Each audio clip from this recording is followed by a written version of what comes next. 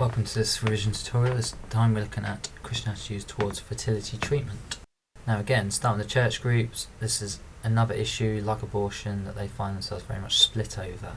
So you've got, again, those Christians who would agree with the use of fertility treatment, and you've got those Christians who would disagree with the use of fertility treatment. So what are the issues with fertility treatment?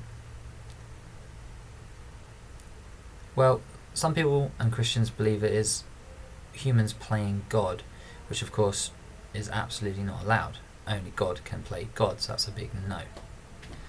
Then you've got, on the other side, some Christians believe, well, it's a procedure, it's a treatment, it's helping people overcome a problem, so therefore that is surely a good thing. Why else do we have this medical understanding? Now, why are some Christians against the use of fertility treatment, as it seems to obviously provide happiness to people, give them a child? Well, we know certain things. We know they believe it is interfering in God's plan. This idea that God has a plan for everybody, and if the life was not meant to be, it wouldn't have. Thus backed up with the quote, Hannah had no children, God closed her womb. Poor Hannah couldn't have children, but that was God's choice. They also would tell you about, well, the sperm embryos created, destroying them is like murder.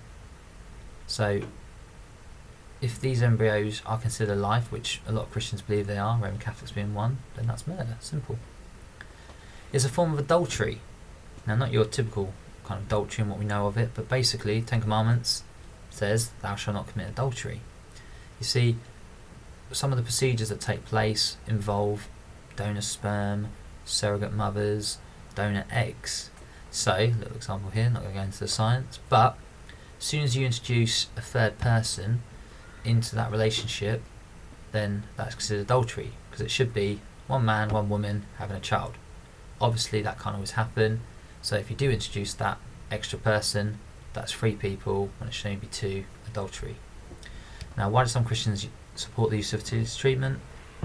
Well, simply it provides happiness. It's helping to people to have children, to give them something that, makes them incredibly happy. So yeah, big tick. It creates new life and is a loving gesture, another good reason. Take Jesus, he healed people who were sick. He was a healer.